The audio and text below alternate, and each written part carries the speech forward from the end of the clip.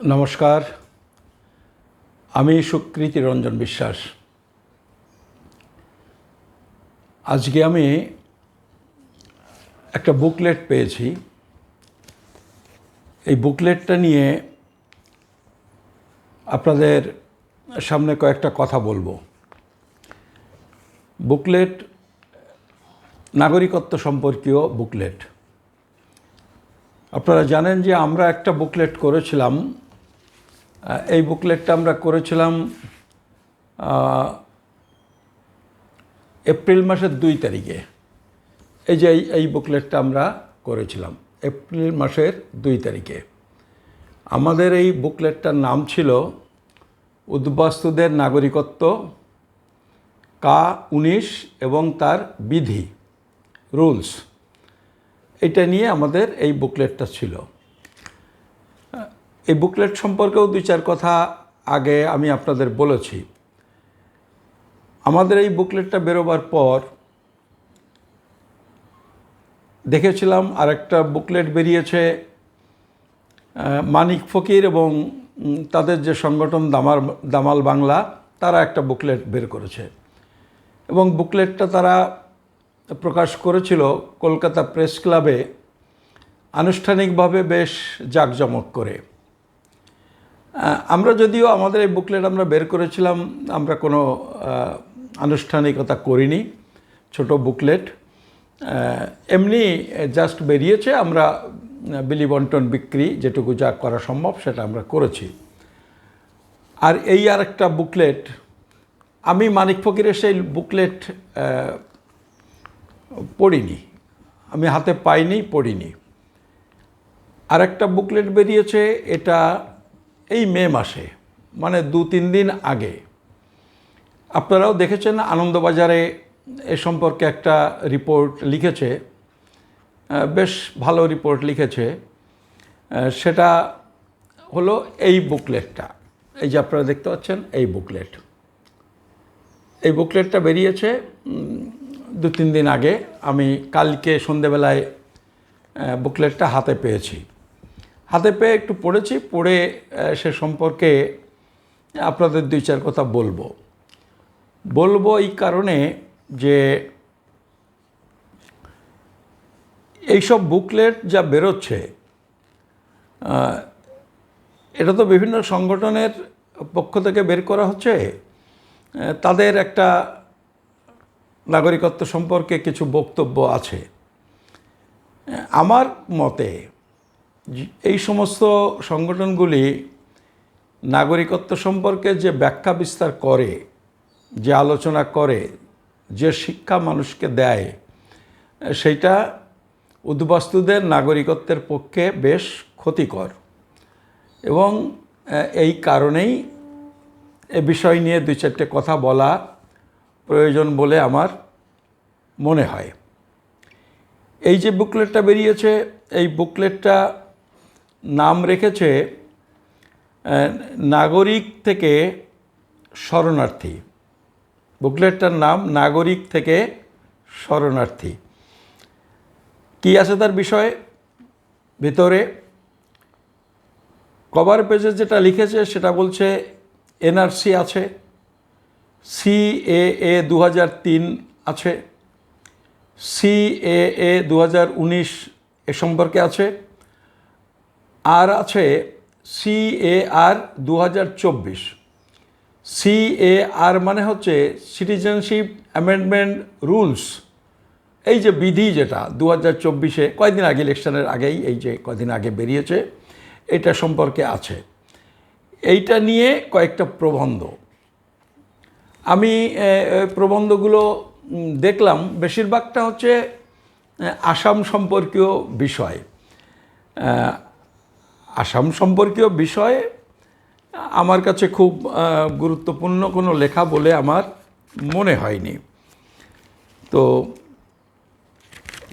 সেটা আছে এখানে।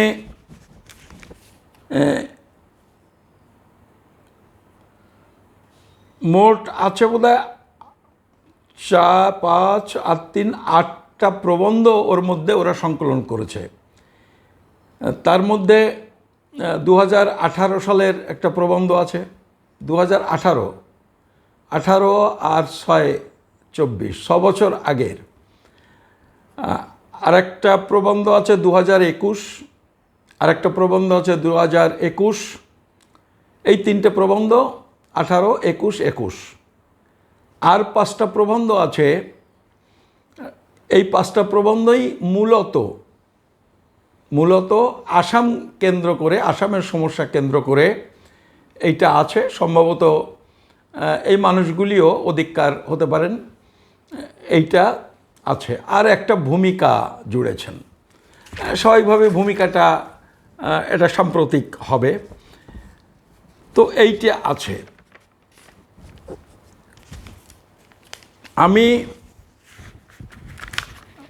এই বুকলেটের কয়েকটা বিষয় একটু নোট করেছি।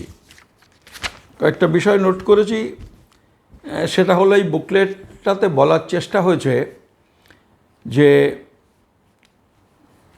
এই যে Car-19, এই Car-19-এ ছাড় পেয়েছেন 31,313 জন। এইটা তারা বলেছেন, যদিও লেখার মধ্যে অনেক স্ববিরোধিতা আছে। কিন্তু মোদ্দা কথা বলতে চেয়েছেন যে অনুপ্রবেশকারী তকমা মুক্তি হয়েছে 31,313 জন, যেটা আমার আলোচনা আগে আপনারা শুনেছেন। আমাদের বুকলেট যারা পড়েছেন তারা দেখেছেন যে এই বক্তব্যের সাথে আমরা একেবারেই একমত নই। আর আছে যে Car-19-এর যে সমালোচনা, সেটা হচ্ছে ধর্মের ভিত্তিতে নাগরিকত্ব দেওয়ার কথা বলা হয়েছে। আরেকটা কথা বলেছে, আমি প্রধান বিষয়গুলো বলছি, যে আবেদন যারা করবেন সেটা না মঞ্জুর হয়ে গেলে কি হবে? তারা কি অনুপ্রবেশকারী হবেন বা কি হবে? তাদের সমাধান কিছু বলেছে এরকম নয়, এভাবে প্রশ্নটা রেখেছেন তাদের আলোচনার মধ্যে। বিভিন্ন লেখকের লেখা, আমি সেই সব লেখকের লেখা এক জায়গায় করে বিষয়টা বলছি।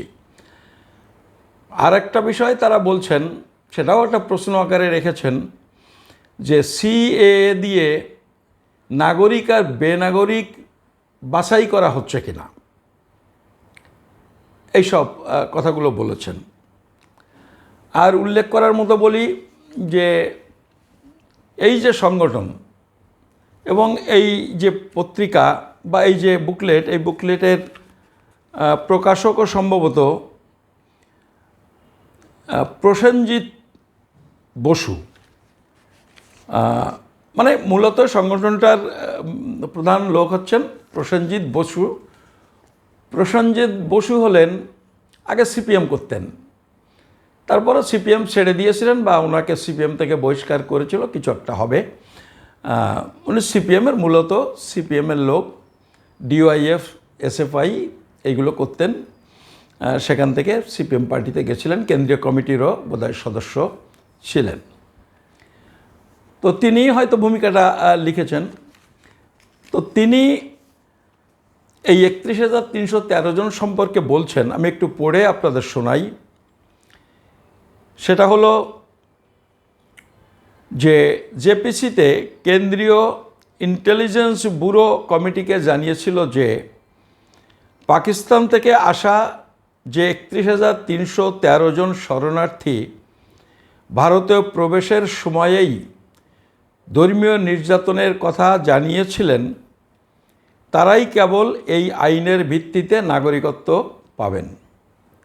বাকি যারা আবেদন করবেন তাদের ধর্মীয় নিপীড়নের প্রমাণ দেখাতে হবে। পূর্ববঙ্গ বা বাংলাদেশ থেকে আসা উদ্বাস্তুদের মধ্যে বহুলাংশেই এই ধর্মীয় নিপীড়নের প্রমাণ দেখিয়ে নাগরিকত্ব আদায় করতে পারবেন না। আমি এইটুকু একটুখানি বিশ্লেষণ করে দেখি। তিনি বলছেন 31,313 জন যারা ভারতে এসেই সরকারকে জানিয়েছিলেন যে তারা ধর্মীয় নির্যাতনের শিকার হয়ে এসেছিলেন তারাই নাগরিকত্ব পাবেন, এটা বলেছেন।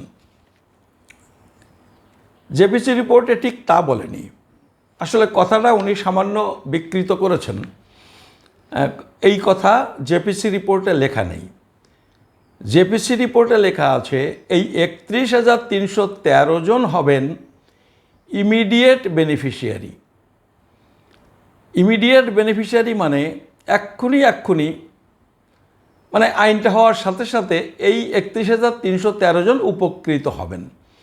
মানে 31,313 জন সাথে সাথে নাগরিকত্ব পেয়ে যাবেন। উপকৃত হবেন মানে ধরে নিচ্ছি নাগরিকত্বের প্রশ্ন, নাগরিকত্ব পেয়ে যাবেন। কিন্তু ইমিডিয়েট বেনিফিশিয়ারি মানে পরে আরও মানুষ পাবেন না, এরকম কথা কিন্তু তারা জেপিসি রিপোর্টে সরকার বলেনি। কিন্তু ওই মানিক ফকির এবং এই যে গ্রুপ, তারা মানুষকে বিভ্রান্ত করছেন, বলছেন ঠিক এই 31,313 জনের জন্য এই আইনটা তৈরি হয়েছে। এইটা ঠিক কথা নয়। এইটি একটা বিষয়।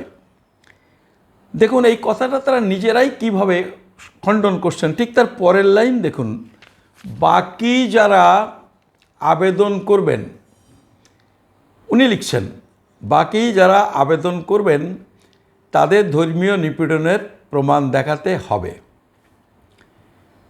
নাগরিকত্ব সম্পর্কে যারা পড়েছেন, নাগরিকত্ব সম্পর্কে যারা জানেন, তাদের আরেকবার মনে করে দিই যে আমাদের নাগরিকত্ব আইনে পরিষ্কার করে বলা হয়েছে যে যারা অনুপ্রবেশকারী তারা ভারতের নাগরিকত্ব পাওয়ার জন্যে আবেদন করার যোগ্য নন। অনুপ্রবেশকারী হলে তারা আবেদন করারও যোগ্য নন। তো এই 31,313 জনই যদি উপকৃত হবেন বা এরাই যদি অনুপ্রবেশকারী তকমা মুক্তি হয়ে থাকে, তাহলে উনি কি করে বলছেন বাকি যারা আবেদন করবেন? আবেদন করবেন মানেই আবেদন তারাই করবেন যাদের অনুপ্রবেশকারী তকমা মুক্তি হয়েছে।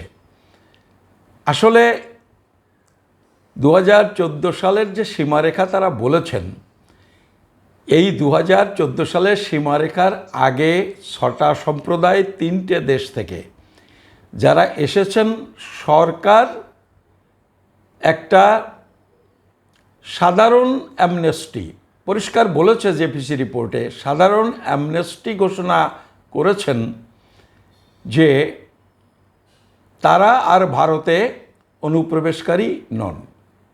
এবং সেই কারণেই এই ঘোষণা করেছেন বলেই ওই যে বলছেন ধর্মীয় নিপীড়নের প্রমাণ দেখাতে হবে, এই যে এখানে লিখেছেন বাকি যারা আবেদন করবেন তাদের ধর্মীয় নিপীড়নের প্রমাণ দেখাতে হবে। রুলসে কি বলেছে প্রমাণ দেখাতে হবে? রুলসে প্রমাণ দেখাতে হবে বলেনি। সরকার সাধারণ অ্যামনেস্টি ঘোষণা করেছে, সাধারণভাবে ঘোষণা করেছে। সরকার ধরে নিয়েছে 3টে দেশ থেকে যারা এসেছেন, 6টা সম্প্রদায়, তারা ধর্মীয় নির্যাতনের জন্য এসেছেন, হয় ধর্মীয়ভাবে নির্যাতিত হয়েছেন বা ধর্মীয় নির্যাতনের আশঙ্কায় এসেছেন। এবং সরকারের এই যে ধারণা, আমার মনে হয় এই ধারণা ঠিক। যারাই আসেন তাদের একটা আশঙ্কা তো থাকেই যে এখনই কোনো নির্যাতন হচ্ছে না, কোনো সমস্যা হচ্ছে না, আগামী দিনে কি হবে, আমাদের জীবনে কিছু যদি নাও হয়, আমাদের ভবিষ্যৎ প্রজন্ম তাদের কি সমস্যা হবে, এই একটা আশঙ্কা তো থাকে। ফলে সেই জন্যে তারা এসেছেন, এইটাই সরকার ধরে নিয়েছেন। ধরে নিয়ে বলেছেন যে তারা আর অনুপ্রবেশকারী নন। কিন্তু এরকম কয়েকটা গ্রুপ, মানিক ফকির, প্রসেনজিৎ বসু, এরকম যারা, তারা মানুষকে বোঝাচ্ছেন যে ওই মাত্র 31,313 জন। আজকে রুলসে পরিষ্কার বলছেন যে যারা 2014 আগে এসেছেন তারা নাগরিকত্বের জন্য আবেদন করতে পারবেন। অবশ্যই তারা কিছু ডকুমেন্টের কথা বলেছে, সেটা ডকুমেন্টের ব্যাপার। ডকুমেন্ট দেখাতে পারলেই তিনি করতে পারবেন, কারণ আইনগতভাবে তাকে আর অনুপ্রবেশকারী তকমা তার উপর নেই। কিন্তু তা সত্ত্বেও গভর্নমেন্ট বলছে নাগরিকত্ব দেওয়ার আগে যিনি আবেদন করবেন তাকেও একথাটা বলতে হবে যে আমি ধর্মীয়করণে অত্যাচারিত হওয়ার আশঙ্কায় বা ধর্মীয়করণে অত্যাচারিত হয়ে এসেছি, যে কোনো একটা তাকে বলতে হবে, তাকে ঘোষণা করতে হবে, প্রমাণ দেখাতে হবে যেটা বলছে এটা তো নয়, এটা ঘোষণা করতে হবে। আপনারা রুলসে দেখেছেন এটা, নাগরিকত্ব দিতে গেলে এই ঘোষণাটুকু একটা রেকর্ড তো তারা রাখবেই। সাধারণভাবে ধরে নিয়েছেন নির্যাতিত হয়ে এসেছেন, কিন্তু আসলে সেই ব্যক্তি তো তিনি বলবেন যে হ্যাঁ আমি এই আশঙ্কায় এসেছি, তার জন্য রেখেছেন। ফলে এই যে স্ববিরোধিতা তাদের কিন্তু ওই দুটো বাক্যের মধ্যেই প্রকট হয়ে গেছে। এইটাতে প্রসেনজিৎ বোস এই আর্টিকেলটা লিখেছেন, ইনি পশ্চিমবঙ্গের মানুষ। আর একটা আর্টিকেল লিখেছেন কপিল কৃষ্ণ ঠাকুর। আপনারা জানেন উনি সাহিত্যিক মানুষ, গল্প উপন্যাস লেখেন, আর এই মাঝে মধ্যে এইভাবে কিছু প্রবন্ধ লেখারও চেষ্টা করেন। আসলে কপিলদা আমাদের খুব প্রিয় মানুষ, আমরা খুব ভালোবাসি, আমাদের সঙ্গে সম্পর্কও ভালো। কিন্তু সেই সম্পর্ক ভালো মানে যেটা গোলমেলে লেখা সেটা বলবো না তা তো নয়, এবং তিনি এটা বোঝেন, তিনি এগুলো বোঝেন, এবং এগুলো তারকে সমালোচনা করতে আমাদের খুব সমস্যা হয় না, কারণ তিনি যথেষ্ট সমঝদার মানুষ। তো দেখুন তিনি লিখেছেন, গল্প লেখা মানুষ প্রবন্ধ লিখতে গেলে যা হয়, তিনি লিখছেন যে আমি পড়ে শোনাই। মৌচাকের ঢিল ছুঁড়ে দাঁড়িয়ে থাকতে বলা আর ধর্মের ভিত্তিতে দেশভাগ করে স্বস্থানে থাকতে বলায় প্রভেদ কিছু নেই। সাহিত্যিক মানুষ, সাহিত্যের ভাষাতে তিনি লিখেছেন, মৌচাকের ঢিল ছুঁড়ে দাঁড়িয়ে থাকতে বলা আর ধর্মের ভিত্তিতে দেশভাগ করে স্বস্থানে মানে সেই দেশে থাকতে বলায় প্রভেদ কিছু নেই। সে পরামর্শ না শুনে পাঞ্জাব নিজেকে রক্তাক্ত করেছিল। পরামর্শ শুনে বাংলা আজও উদ্বাস্তু সমস্যায় জর্জরিত বা জেরবার। তবে ভারতবর্ষ শুধু পাকিস্তান ও বাংলাদেশের উদ্বাস্তু নিয়ে বিব্রত হয়নি। আরও দুই প্রতিবেশী বার্মা এবং শ্রীলঙ্কার লক্ষ লক্ষ উদ্বাস্তুর দায় বহন করেছে। কথাটার মধ্যে স্ববিরোধিতাটা একটু বুঝতে হবে। মানে গল্প লেখা লোকে প্রবন্ধ লিখলে যা হয়, বুঝলাম দেশভাগের কারণেই পাকিস্তান থেকে বাংলাদেশ থেকে লোক এসেছেন, ধর্মের কারণে দেশভাগ হওয়ার কারণে। কিন্তু তিনি আবার সেখানে লিখছেন বর্মা এবং শ্রীলঙ্কা, সেটা তো দেশভাগের কারণে মানে ধর্মের ভিত্তিতে ভাগ হয়নি, তাহলে সেখান থেকে উদ্বাস্তু আসছেন কেন? সেখান থেকে অন্য কারণে আসছেন, তাই না? ফলে মানুষ যে দেশ ত্যাগ করছেন শুধু ওই কারণে তা নয়। আর মৌচাকের ঢিল ছোড়ার ফল কি হয়েছে? বাংলাদেশে আজও দেশভাগের পরে ৭৬ বছর কেটে গেছে, বাংলাদেশে আজকে কত মানুষ আছেন, কত হিন্দু বৌদ্ধ সংখ্যালঘুরা আছেন আদার দ্যান মুসলিম যারা? আমার ধারণা সংখ্যা, অনেকে পার্সেন্টেজ বলেন 28% ছিল 7% হয়েছে ইত্যাদি ইত্যাদি বলেন, সেটা আমি বেঠিক বলছি না। কিন্তু আজকে যদি সংখ্যা বলেন, সেই সংখ্যা 1.5 কোটি থেকে 2 কোটি মানুষ, হিন্দুরা বৌদ্ধরা এখনও বাংলাদেশে আছেন। তাহলে মৌচাকের ঢিল ছুঁড়ে সবাই দৌড়ে পালিয়েছেন এরকম ব্যাপারটা নয়। এদেশে এসেছেন কত মানুষ এসেছেন? আমার ধারণা, আমি ধরে নিচ্ছি খুব বেশি হলে ওইরকমই মানুষ এসেছেন, তার বেশি তো আসলে আমি পূর্ব পাকিস্তান পশ্চিম পাকিস্তান মিলে বলছি। আর শুধু বাংলাদেশেই থেকে গেছেন 1.5 কোটি 2 কোটি, তাহলে অর্ধেক মানুষ বা তার বেশি মানুষ থেকে গেছেন, এটা আছেন তো। তাহলে শুধু ওই একটা কারণে মানুষ দেশ ত্যাগ করছেন না, দেশ ত্যাগ করার অন্যান্য কারণও আছে। উনি যেটা বললেন শ্রীলঙ্কা এবং বার্মার কথা, আমি সেই জন্য বলছি যে এই বিষয়গুলো একটু মাথায় রাখা দরকার। একটা পুস্তিকা বের করে দিলাম, মানুষকে মানুষ তাদের বিভ্রান্ত হচ্ছেন, সঠিক কথা বলা হচ্ছে না। বিষয়টা হচ্ছে নাগরিকপঞ্জি বিরোধী যুক্তমঞ্চ। আপনারা, আমি বলছি বইটা আপনারাও পড়ুন। আমার বন্ধুরা কেউ কেউ বলবেন, যারা আমাদের হিতাকাঙ্ক্ষী, বলবেন কেন ওদের ওইসব বইয়ের প্রচার দিচ্ছেন। কিন্তু আসলে আমি এরকমভাবে দলবাজি করতে অভ্যস্ত নই। আমি বলছি তারাও বুকলেট লিখেছে, তাদের বুকলেটটাও আমি বলছি আপনারা পড়ুন, পড়ে দেখে আপনারা এটা বোঝার চেষ্টা করুন। দেখুন এখানে লিখছেন নাগরিকপঞ্জি বিরোধী যুক্তমঞ্চ। নাগরিকপঞ্জি মানে এনআরসি। আপনারা এই গোটা বইটা পড়ে দেখুন তো, নাগরিকপঞ্জি এনআরসির বিরুদ্ধে একটা কথাও আছে কি না, বা এনআরসির বিরুদ্ধে তাদের বক্তব্য কি, সেটা নেই। এনআরসি শব্দটা দু এক জায়গায় জাস্ট উল্লেখ আছে, এনআরসি, তার বেশি কিছু নেই। কিন্তু সংগঠনটা হচ্ছে এনআরসি বিরোধী যুক্তমঞ্চ। তারা K-19 নিয়েই বলছেন, যা বলছেন বেঠিক কথা বলছেন। আমি আগেই পড়েছি, তারা CAR মানে রুলস 2024 তাদের বিষয়বস্তু, এটা পড়ে যা বোঝা যায়। কিন্তু এই বুকলেটের মধ্যে তাদের রুলস নিয়ে একটি শব্দও নেই, একটা কথাও নেই। আসলে আমি একটা বই বের করেছি তো, একটু পাল্লা দেন এনারা, সেই জন্যে তাদেরও একটা বের করতে হবে, তাই তারা করেছেন। বইটার পেছনে এই দেখুন 4টে ছবি দিয়েছে, 4টে ছবি দিয়েছে, দেখতে পাচ্ছেন? এখানে 2টো,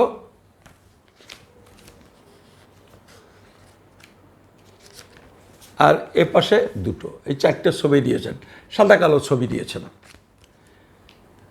ছবিগুলো দিয়েছেন, আমরাও কিন্তু বুকলেটের ছবি দিয়েছি। আপনি দেখতে পাচ্ছেন প্রথম পৃষ্ঠায় 2টো বুকলেট, দ্বিতীয় পৃষ্ঠায় এই বুকলেটের প্রথম পৃষ্ঠায় 2টো ছবি, দ্বিতীয় পৃষ্ঠায় 2টো ছবি। আপনি ভেতরে দেখুন, ভেতরে এখানে আছে 3টে ছবি, আর পেছনে আছে 4টে ছবি। দেখতে পাচ্ছেন আপনারা, পেছনে 4টে ছবি আছে। ছবিগুলো কবেকার? ছবিগুলো হচ্ছে একটা 2004-এর, একটা 2011-র দিল্লিতে যন্ত্রমন্ত্রের অনশন, প্রধানমন্ত্রীর সাথে মিটিং, এটা 2009 সালে ছবিটা আমরা দিয়েছি। এ যাবৎকাল আমরা যে ছবিটা দিয়েছি সেটা কিন্তু 2005 সালে প্রধানমন্ত্রীর সাথে যে মিটিং হয়েছিল সেই ছবি আমি দিয়েছি। এটা নতুন ছবি দিলাম, দেখতে পাচ্ছেন, এটা কিন্তু 2009 সালের ছবি। তার নিচে যে ছবিটা দিয়েছি, এটা কলকাতায় সম্ভবত এই নাগরিকত্বের প্রশ্নে সবথেকে বড় মিছিল, এবং হিন্দু মুসলমান আধা আধি আমরা অংশগ্রহণ করেছিলাম। এটা 2018 সালের 31শে ডিসেম্বর। ভেতরে আছে, আপনি দেখুন, এখানে দুর্জটি নস্কর ঘটি, সন্তোষ রানা ঘটি, সিদ্দিকুল্লাহ চৌধুরী মুসলমান, হরিপদ বিশ্বাস ওপার বাংলার লোক, ফরওয়ার্ড ব্লক করতেন, আমি আছি। আমরা সবাই মিলে এই আন্দোলন গড়ে তুলছিলাম। এটা অনেক আগের ছবি, 10 সাল টালের ছবি হবে।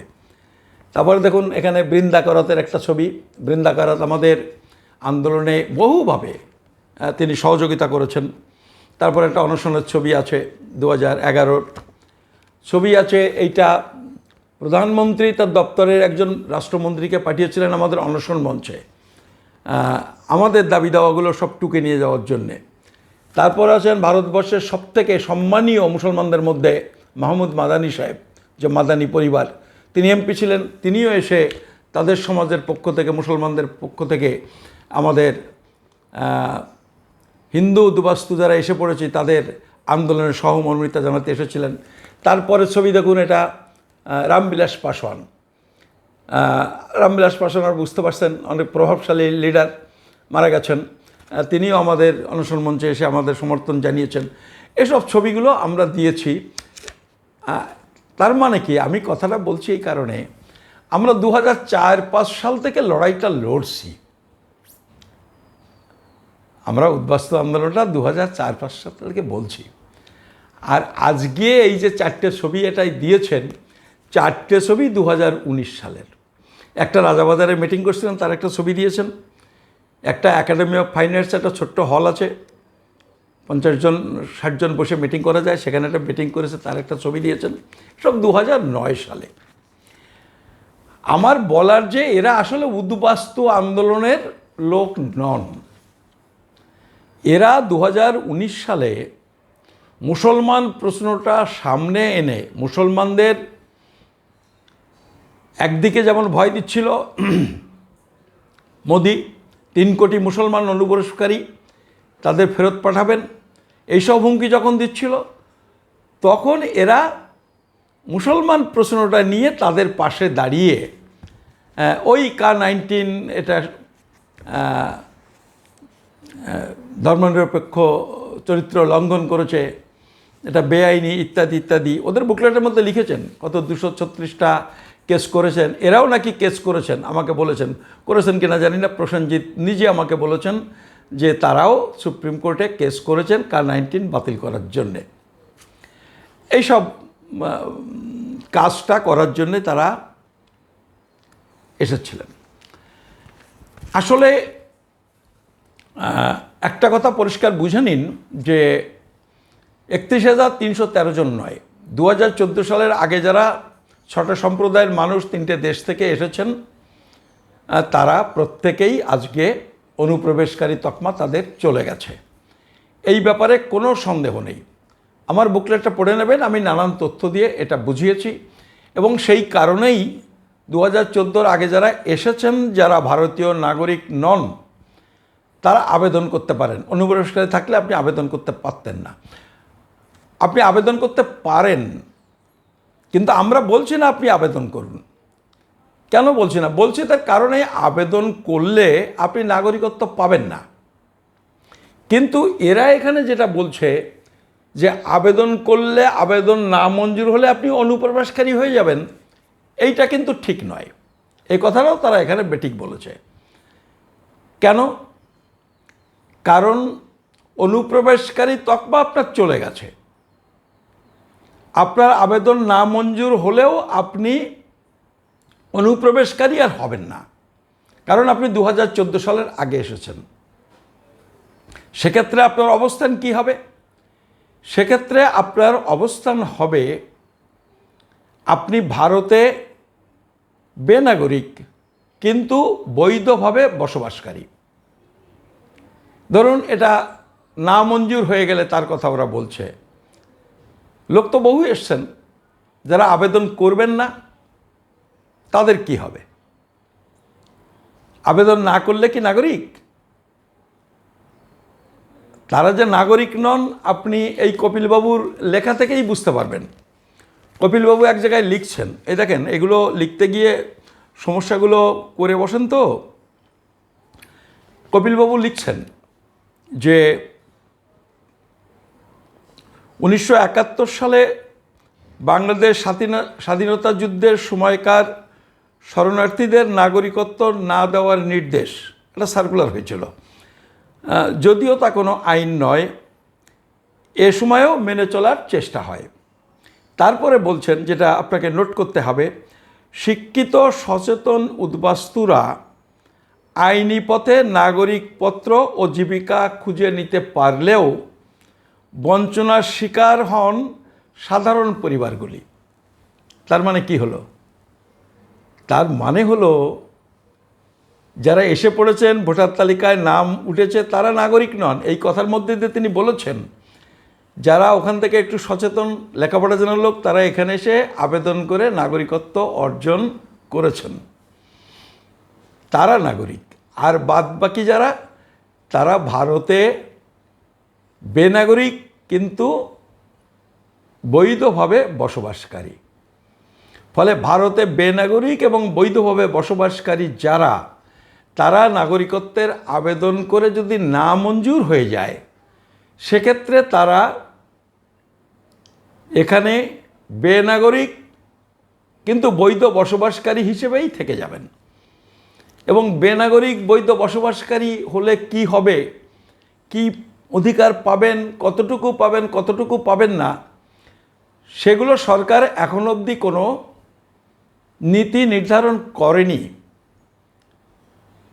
এই সমস্যা আসলেই নীতি নির্ধারণ হবে, সমস্যা না হলে তো সেটা সমাধানের পথ বেরোয় না।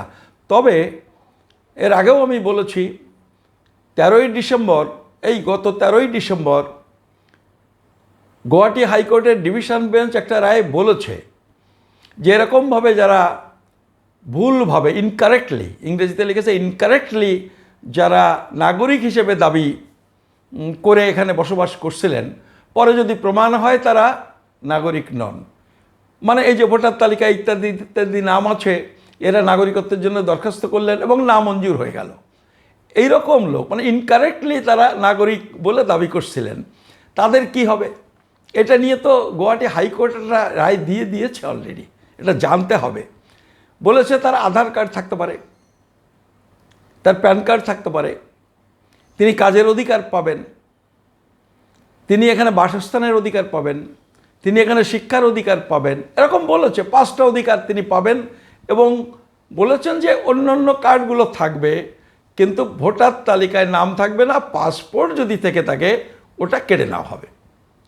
ফলে এইখানে যে আলোচনাটা এরা করেছে, এই আলোচনা ওইসব তো প্রশ্ন তোলার কোনো দরকার নেই। এরা একটু ভয় দিচ্ছে যে আপনি আবার বোধহয় আবেদন করলে ওই অনুপ্রবেশকারী হয়ে যাবেন। না, এটা ভয় দেওয়ার কোনো দরকার নেই। আমরা বলছি আবেদন করবেন না, এই কারণে আবেদন করে আপনি নাগরিকত্ব পাবেন না। কেন পাবেন না সেটা জেপিসিতে মোদি গভর্নমেন্ট বলেছে এবং আমরাও সেটা ব্যাখ্যা করে বলেছি যে এই আইনে নাগরিকত্ব হয় না। কিন্তু তার মানে ওই অতিরিক্ত ভয় দেওয়ার কোনো মানে নেই। এরা সেইগুলো করছে, আর মানিক ফকির তো সেটা করেই যাচ্ছেন। ফলে এই নাগরিক, কপিল ঠাকুর এটা লিখেছেন এবং কপিল ঠাকুর এটা ভালো জানেন যে ওই যে মানা ক্যাম্প, ওই যে দুবুলিয়া ক্যাম্প, এই যে সব ক্যাম্পগুলো হয়েছিল, এইসব ক্যাম্পেই সেই সময়ে ক্যাম্প ইনচার্জকে গভর্নমেন্ট অথরাইজ করেছিল নাগরিকত্বের সার্টিফিকেট ইস্যু করার জন্যে। কেন করেছিল? এদেশে এসে পড়লেই নাগরিক বলে, এদেশে এসে জমি জমা পেয়ে গেলে নাগরিক বলে, এদেশে এসে সেটেলমেন্ট পেয়ে গেলেই নাগরিক বলে,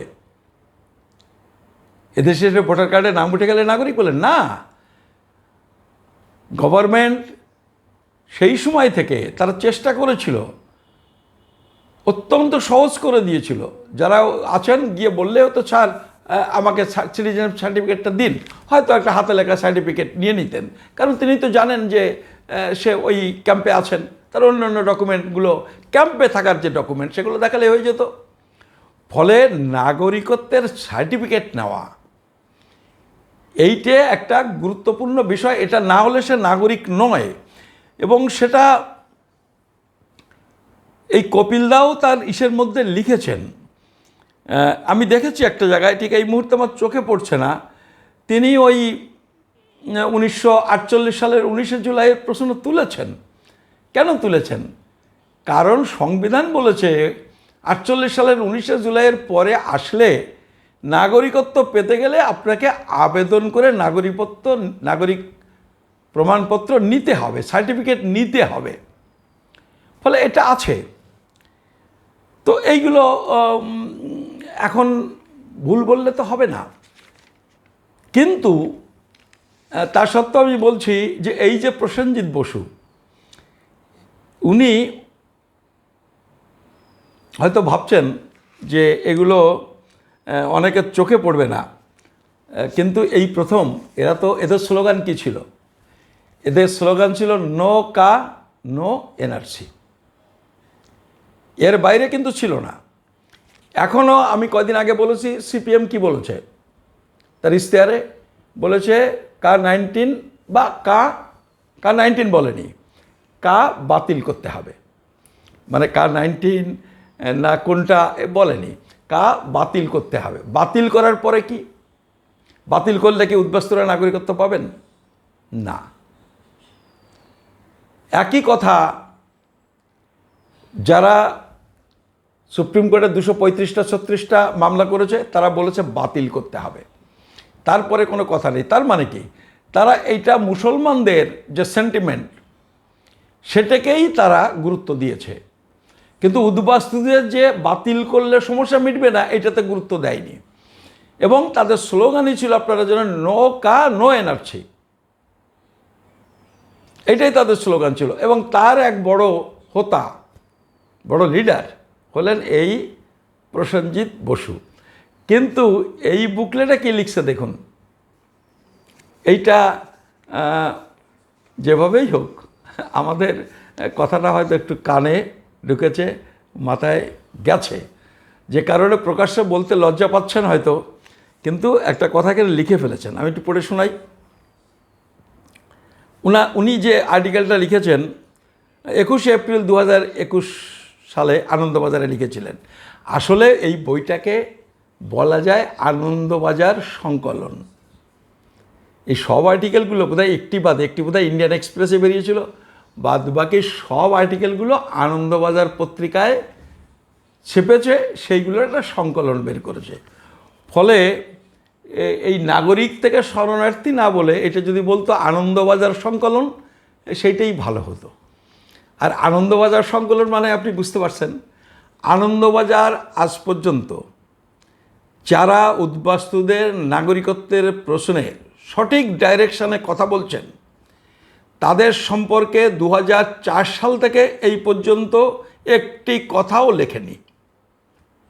যারা ভুলভাল বলছেন, বেঠিক কথা বলছেন, আন্দোলনটাকে দিগ্ভ্রষ্ট করার চেষ্টা করছেন, তাদের লেখা কিছু কিছু আনন্দবাজার ছাপে, এবং এ আসছে সব তাই।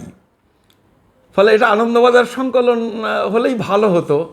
এবং এটা নাকি এরা লিখেছে, আনন্দবাজার সম্মতিও দিয়েছে, দেবেই তারা, এটা তাদের চিন্তাভাবনা চেতনা। আনন্দবাজার গ্রুপের কথা বলছি, শুধু আনন্দবাজার না, আনন্দবাজার গ্রুপে আর যে কাগজগুলো আছে আপনারা জানেন, প্রিন্ট মিডিয়াও আছে, তারপরে অন্যান্য মিডিয়াগুলো আছে, ইলেকট্রনিক মিডিয়াও আছে, সোশ্যাল মিডিয়াও তৈরি করেছে।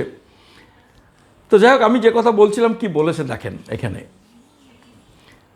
আমি জানি না আনন্দবাজারে যে আর্টিকেলটা লিখেছিল তাতে এই একটা বাক্য, আধাখানা বাক্য ছিল কিনা, নতুন যুক্ত করেছে কিনা এটা আমি জানি না, হলেও হতে পারে। কি বলেছে দেখুন।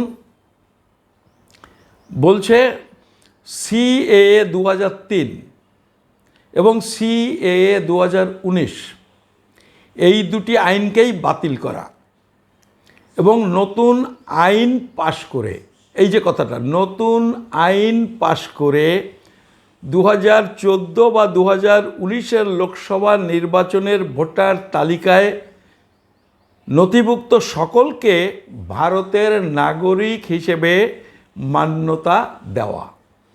তার মানে কি? একটা নতুন আইন প্রণয়নের কথা বললেন, একটা নতুন আইন পাশ করে ভিত্তিবর্ষ 2014 বা 2019 ভিত্তিবর্ষ করে এইসব মানুষকে নাগরিকত্ব দেওয়া, যে দাবি আমরা প্রথম থেকে করে আসছি, সেই কথাটা এইটার মধ্যে উনি লিখেছেন। এটা ওনার নূতন কথা, ওরা কেবল নো ছাড়া অন্য কিছু করেনি। ফলে এটা আমি ব্যঙ্গ করছি না, আমি নিন্দাও করছি না, এটা আমি বলবো আমাদের আন্দোলনের একটা ডেভেলপমেন্ট, যে আমাদের কথাটাও তারা এতদিনে বুঝতে পারছেন যে এইটা প্রয়োজন, এইটা ছাড়া উদ্বাস্তু আন্দোলন হয় না।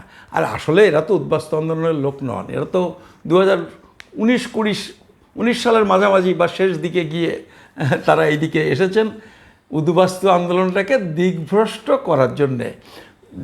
করার জন্যে আসুন আর না আসুন, আলটিমেটলি উদ্বাস্তু আন্দোলনটা তাদের জন্য দিগ্ভ্রষ্ট হয়েছে।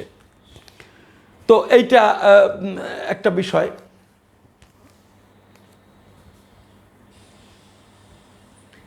আরেকটা কথা এরা এখানে বলেছেন যে সিএএ দিয়ে নাগরিক বেনাগরিক বাছাই হচ্ছে কিনা।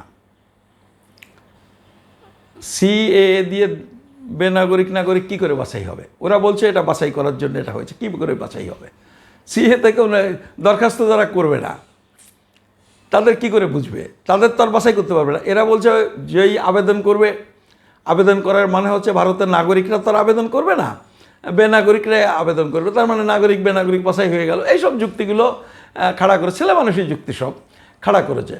কিন্তু যারা আবেদন করবেন না তাদের কি করে বাছাই করবেন? বাছাই মানে তো বুঝতে পারছেন, ওই যে যারা যোগ্য প্রার্থী আর অযোগ্য প্রার্থী, বাছাই মানে 10,000কে বাছাই করতে পারলাম, 5,000কে পারলাম না, এটা তো বাছাই হলো না। বাছাই মানে হচ্ছে গোটাটা বাছাই করার প্রশ্ন। তো যারা আবেদন করবে না তাদের কি করে বাছাই করবে? আবেদন যারা করেছে তাদের নাই করলো, আর আবেদন তো করছেই না লোকে, কী করে বাছাই করবে? ফলে কার-19 বাছাই করার ব্যাপার না। এবং এটা ঘটনা কার-19 কারণ নাগরিকত্ব খেয়ে নেওয়ার আইন নয়।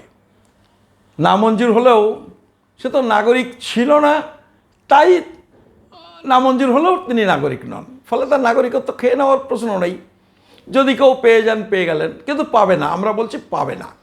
পাবে না কেন, কি কারণে, সেটা আমরা বারবার বলেছি এবং এমনকি গভর্নমেন্টও বলেছে, মোদি গভর্নমেন্টও জেপিসিতে বলেছে নাগরিকত্ব পাবে না। ওই 31,313 জন পাবে, আর বাদ বাকিদের বলছে নাগরিকত্ব দিয়ে দেবো, কিন্তু আসলে নাগরিকত্ব তারা পাবে না। ওই আবেদন করা করি, আর এবারে 2024-এ তো মনে হচ্ছে বিদায় নিয়ে নেবে, যে অবস্থা হয়েছে। তো এই সব কথার তো অবসান হয়ে গেল। কিন্তু কথা হলো যে ইন্ডিয়া জোট ক্ষমতায় আসলে তারা সব বাতিল করে দিল। বাতিল করে দিলে কি হবে? বাতিল করে দিলে উদ্বাস্তুরা নাগরিক হয়ে যাবেন না?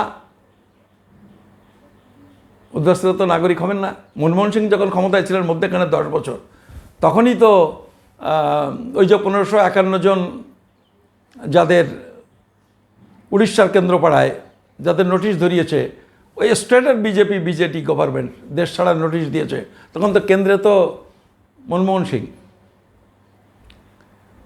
ফলে এনডিএ এসে গেলে এই উদ্বাস্তুদের সমস্যা মিটে গেল তা নয়। এর আগেও এই 10 বছর বাদেও কংগ্রেস ছিল। কংগ্রেস তাদের নাগরিকত্ব দেওয়ার জন্য নানান পদক্ষেপ নিয়েছে। ওই যে বললাম, ক্যাম্পে বলে দিয়েছে যে নাগরিকত্ব দিয়ে দিন। আমাদের অজ্ঞানতা আমরা নিইনি, তার মানে বেনাগরিক থেকে গেছে। তারাও তো বাছাই করে ঝামেলা জঞ্জাট করেনি, যেটা বিজেপি করছে। তারা বহিষ্কার করতে যায়নি, কিন্তু আলটিমেটলি তো সমস্যাটা পড়েই আছে। ফলে ইন্ডিয়া জোট আসলেও শুধু বাতিল করে দিলে হবে না। বাতিল করার পরে এই প্রথম প্রসেনজিৎ বাবু যেটা লিখলেন, একটা নতুন আইন, যে নতুন আইনটার কথা আমরা এতদিন বলছিলাম। ফলে এটা বাছাই করার আইন নয়, বাছাই হবে এনআরসিতে। আর এনআরসিতে বাছাই হবে বলেই এই যে আবেদন, আমরা যেটা বলছি আবেদন করবেন না, আমরাও বলছি, কিন্তু আমি আবেদন করবেন না বলে যদি বসে থাকি তাহলে তো তার সমস্যাটা মিটল না। আবেদন করলে বিপদ হবে, এই যে কথা বলছে সিপিএমও বলছে, কংগ্রেসও বলছে, তৃণমূলও বলছে, প্রসেনজিৎ বাবুরাও বলছেন, মানিক ফকিররাও বলছেন আবেদন করবেন না। কিন্তু আবেদন করবেন না বলে তারা দাড়ি টেনে দিচ্ছে না। আমরা কি বলছি? আমরা বলছি আবেদন করবেন না, আন্দোলনে সামিল হন নতুন একটা আইন করার জন্যে। এই নতুন আইন যদি না হয়, আপনি আবেদন না করলেও ধরা পড়ে যাবেন। তার কারণ এনআরসি। তার কারণ হলো এনআরসি। আর হচ্ছে ধর্মের ভিত্তিতে নাগরিকত্ব। ধর্মের ভিত্তিতে নাগরিকত্ব তো বলেনি, ধর্মের ভিত্তিতে নাগরিকত্ব দেওয়ার কথা বলেনি। কার 19 বলেছে ধর্মের ভিত্তিতে অনুপ্রবেশকারী তকমা মুক্তি করে দেবে। আমার কথাটা বোঝা গেল? বলেছেন ধর্মের ভিত্তিতে, আসলে ধর্মের ভিত্তিতে অনুপ্রবেশকারী তকমা মুক্তি ঘটিয়েছেন, তাই না?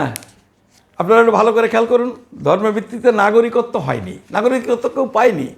আসলে ধর্মের ভিত্তিতে মানুষের নাগরিকত্বের তকমা মুক্তি করেছে, কিন্তু তার বেশি কিছু নয়। কিন্তু ফলে ওই কথাটাও আক্ষরিকভাবে কিন্তু ঠিক নয়। ধর্মের ভিত্তিতে অনুপ্রবেশকারী তকমা মুক্তি ঘটেছে। কাদের অনুপ্রবেশের তকমা মুক্তি হয়েছে? যারা বিনা পাসপোর্টে ভারতে এসে পড়েছেন, এবং তারা মূলত হিন্দু বৌদ্ধ শিখরাই এসেছেন, মুসলমানরা আসেননি। মুসলমানরা 2-4 জন যারা আসেন, ওই যে তসলিমা নাসরিন এসছেন, তিনি কি বেনাগরিকভাবে এসেছেন? না। তিনি কি বিনা পাসপোর্টে এসেছেন? না, তিনি বৈধভাবে এসেছেন, নাগরিকত্ব দরখাস্ত করেছেন, হয়তো নাগরিকত্ব পেয়ে যাবেন। আপনার আদনান সুয়ামি বলে একজনের নাম শুনেছি, এই রিসেন্টলি তাকে নাগরিকত্ব দিয়েছে। কি কার 19 কি তার নাগরিকত্ব পাওয়ার ক্ষেত্রে কোনো বাধা হয়েছে? বাধা হয়নি। তিনি পাকিস্তানের একজন নামকরা গায়ক, তিনি ভারতে চলে এসেছেন, মনে করেছেন তিনি ভারতে থাকবেন, ভালো কথা। তিনি পাসপোর্ট নিয়ে এসেছেন, নিয়ম মেনে এখানে থেকেছেন, তারপরে তিনি আবেদন করেছেন, নাগরিকত্ব পেয়ে গেছেন। ফলে ধর্মের ভিত্তিতে নাগরিকত্ব কোথায় বন্ধ করা হয়েছে? হয়নি। কিন্তু ধর্মের ভিত্তিতে যেটা হয়েছে, এই ধর্মের কারণে কিছু মানুষ ভয় পেয়ে আশঙ্কায় এই দেশে বিনা পাসপোর্টে চলে এসেছিলেন, এবং এই বিনা পাসপোর্টের কারণে তারা সমস্যার মধ্যে ছিলেন, তারা অনুপ্রবেশকারী হয়ে গেছিলেন। অনুপ্রবেশকারী আইনটাও বিজেপি তৈরি করেছিল, এটা অন্য কেউ করেনি। বিজেপি সেই অনুপ্রবেশকারী তকমা থেকে হিন্দু বৌদ্ধদের মুক্তি দিয়েছে, নাগরিকত্ব দেয়নি। ফলে ধর্মের ভিত্তিতে নাগরিকত্ব দেওয়া এটাও টেকনিক্যালি ঠিক কথা নয়, কিন্তু সেই কথাই বলা হচ্ছে। তারপরে এই বুকলেটটা অত্যন্ত দুর্বল। ধরুন আমি একটুখানি জায়গা পড়ে শোনাই। CAA 19 অনুযায়ী বাংলাদেশ, পাকিস্তান এবং আফগানিস্তান থেকে আসা কোনো ব্যক্তি হিন্দু বৌদ্ধ শিখ জৈন পার্সি খ্রিস্টান ধর্মাবলম্বী হলে ভারতের নাগরিকত্বের জন্য আবেদন করতে পারবেন, এবং 12 বছরের জায়গায় 6 বছর ভারতে বসবাস থাকলে তাকে নাগরিকত্ব প্রদান করা হবে। এই কথাগুলো ঠিক না। এই নাগরিকত্ব পাওয়াতে নানান পথ আছে। একটা আছে ন্যাশনালাইজেশন। ন্যাশনালাইজেশন নিয়ে আরও একটা ফাউল আছে, ভূমিকাতে লিখেছেন। সেটা হচ্ছে দীর্ঘদিন যাবৎ ভারতে বসবাস করার পর নির্বাচন কমিশনের ভোটার তালিকায় এদের নামও তোলা হয়, এবং স্বাভাবিকভাবেই ব্র্যাকেটে ন্যাশনালাইজেশন, তারা ভারতের নাগরিক হিসেবেই গণ্য হন। মানে এরা ভাবছেন, এই যারা বুকলেট লিখেছেন আইন সম্পর্কে বিশারদ, এরা তো সব বুদ্ধিমান মানুষ, জেএনইউতে পড়া মানুষ, ভাবছেন ন্যাশনালাইজেশন মানে স্বাভাবিকভাবে নাগরিকত্ব পাওয়া। ন্যাশনালাইজেশন যে পদ্ধতি, সেই পদ্ধতিতে নাগরিকত্ব পেতে গেলে তার একটা পদ্ধতি আছে। যেমন ন্যাশনালাইজেশনের মাধ্যমে, ওই ন্যাশনালাইজেশন মানে আমি থাকলাম তাই স্বাভাবিক গতিতে নাগরিক হয়ে গেলাম, এই যে ভাবছে, মানে ইংরেজিটা তার বাংলা করে ভাবছেন, এইটাকে আইনটা জানেন না। একটা আছে ন্যাশনালাইজেশনের মাধ্যমে, আরেকটা আছে বাই রেজিস্ট্রেশন, মানে স্বাভাবিকভাবে আমরা যে দুটো পথে নাগরিকত্ব পেতে পারি, সেই দুটো হচ্ছে এই, আর জন্মসূত্রে নাগরিকত্ব ইত্যাদি ইত্যাদি, সেদিকে যাচ্ছে না। কিন্তু এরা ন্যাশনালাইজেশন মানে করছেন, এবং এই যে 12 বছর থেকে কমিয়ে 6 বছর করা হয়েছে যেটা বলছে, এটা করেছে ন্যাশনালাইজেশনের ক্ষেত্রে, কিন্তু বাই রেজিস্ট্রেশনের ক্ষেত্রে। ফলে এরা যেভাবে বলছে অত্যন্ত সরলীকৃত করে এমনভাবে আধা আধা জানেন, আধা আধা লিখে দিয়েছেন। তো এই সমস্ত সমস্যাগুলো কিন্তু আছে। ফলে মুসলমানদের নাগরিকত্ব পাওয়া আটকায়নি, এবং সেই জায়গা থেকে এটাকে আমার যথেষ্ট সন্দেহ আছে, এটাকে একটা সাম্প্রদায়িক আইন বা আমাদের সংবিধানের সাথে অসামঞ্জস্যপূর্ণ আইন এটা বলা যায় কি না, সেটা নিয়ে আমার যথেষ্ট সন্দেহ আছে। আর ঠিক আছে, এটা তো আমরা তো আইন সম্পর্কে অত বুঝি তা তো নয়। সুপ্রিম কোর্টের 236টা পার্টি মামলা করেছে, তার মধ্যে বিভিন্ন গভর্নমেন্ট আছে। মামলার রেজাল্ট বেরোলে আমরা এটা বুঝতে পারবো। কিন্তু সেই মামলার রেজাল্ট বেরোবার আগে তো রুলস টুলস বেরিয়ে গেল। একটা জায়গায় দেখেন এরা বলছে, সেটাও বোধহয় ইয়ে বলেছে আমাদের কি বলে কে, এই যে এখানে বলছেন, এটা প্রসেনজিৎ বাবুর ভূমিকা লেখা, দেখেন কীরকম বোকা বোকা কথা। আন্দোলন এবং সুপ্রিম কোর্টে মামলা চলার কারণে, আন্দোলন মানে একটু ক্রেডিট নিয়ে আর কি, যে তাদের আন্দোলনের ফলে সব আটকে ছিল, তাই বলছে আন্দোলন এবং সুপ্রিম কোর্টে মামলা চলার কারণে মোদী সরকার আইন পাশ হওয়ার 4 বছরের বেশি সময়কাল ধরেও নিয়মাবলী তৈরি করেনি। তা যদি কোর্টে মামলা হওয়ার জন্য যদি রুলস তৈরি করে আটকে থাকতো, তা সে মামলার কি মীমাংসা হয়েছে? মামলা তো মীমাংসা হয়নি। মামলা মীমাংসা হয়নি তো রুলস বেরোলো, তার মানে রুলসের এই মামলার জন্যে রুলস প্রকাশ আটকে থাকেনি। আর এরা বলছে আন্দোলন, ওই আন্দোলন 2004 সালে মুসলমানরা যেটুকু করেছেন, তারপর কোথায় আন্দোলন? কি আন্দোলন ওরা করেছেন? কোনো আন্দোলন করেনি। ফলে এই যে সব ভিত্তিহীন কথাবার্তা বলে মানুষকে বিভ্রান্ত করার চেষ্টা, কেস করেছে বলে 4 বছর পিছিয়ে গেছে, কেস তো সেইভাবে আছে, তাহলে কী করে? কেসের জন্য যদি আটকে থাকতো তাহলে তো আজও করতে পারতো না। ফলে এই সমস্ত ছেলে মানুষের কথাবার্তা এরা লিখছে। তো আর এই বুকলেট পড়বে লোকে বিভ্রান্ত হবে। কিন্তু আমি তবুও বলছি পড়ুন। আমি যে কথাগুলো পড়লাম তাতে যদি খানিকটা এই বিষয়টা মানুষ অন্তত কম বিভ্রান্ত হন, যারা এই আলোচনাটা শুনছেন, তারা বিচারটা একটু যাচাই করার চেষ্টা করতে পারবেন। আর একটা কথা হচ্ছে যে